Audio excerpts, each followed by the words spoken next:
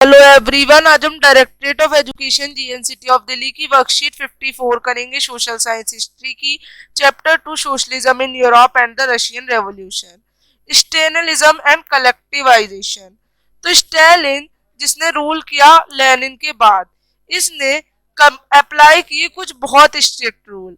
After 1927 इसने एक farmers और गवर्नमेंट जो थी इसको कंट्रोल करने के लिए जो ग्रेन्स का जो था उनको डिवास्टेटिंग फेमाइन के रूप में हो गया, अकाल पड़ गया। इन 1928 जो पार्टी मेंबर्स थे इन्होंने टोड किया द ग्रेन प्रोड्यूसिंग एरियाज में और सुपरवाइज किया ग्रेन कलेक्शन, एंड इसे कहा गया कुल्लक्स। कुल्लक्स जो थे ये रशियन लैंग्वेज में वो लोग हुआ करते थे जो कि पैसे वाले प्लीजेंट्स थे। To develop modern farm develop करने के लिए और इंडस्ट्रियल लाइन में मशीन्स के लिए ये नेसेसरी था कि जो कुल्लक्स है टेक अवे लैंड फ्रॉम प्लीजेंट्स, और इसी वजह से उन्होंने क्या किया, लैंड ले लिया प्लीजेंट से और एक state control large farm convert किया। अब फ्रॉम 1929 जो पार्टी थी इसने फोर्स किया सभी प्लीजेंट्स को कि वो कल्टीवेट करें एक कलेक्टिव एक ही फार्म में जिसको कोलहोज कहा गया।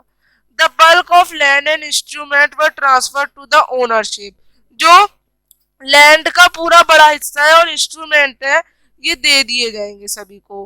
Pleasant worked on the land and the kolkhoz profit was shared. Peasants work करने लगे और कोलहोज को जो था वो क्या कर देते, वो लोग अपना शेयर कर देते। एंड जो प्लीजेंट्स थे पर इनका जो डिस्ट्रॉय हो चुके थे, ये बिल्कुल ये जो थे इनके पास रहने का भी नहीं रहा। Those who resisted collectivization were severely punished, और जो इससे लेने से मना करते हैं, ज्यादा पैसों की मांग करते हैं, उन्हें पनिशमेंट मिलती है। Many within the party criticized the confusion in industrial production। कहीं से जो पार्टी के लोग थे इन्होंने भी कहा कि गलत है और वो बहुत कंफ्यूज थे।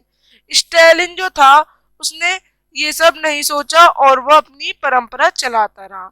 अब रशियन रिवॉल्यूशन से हमारी लाइफ में क्या प्रभाव पड़ता है, तो the evident of example of possibility of a worker state was given by a Russian revolution, कि इसमें ये कहा गया कि सभी को काम मिलना चाहिए और सभी को काम मिले। The union of Soviet socialist Republic USSR, इसने क्या कहा, जो सोशलिज्म है ये ग्लोबल फेस है और वर्ल्ड स्टेचर है।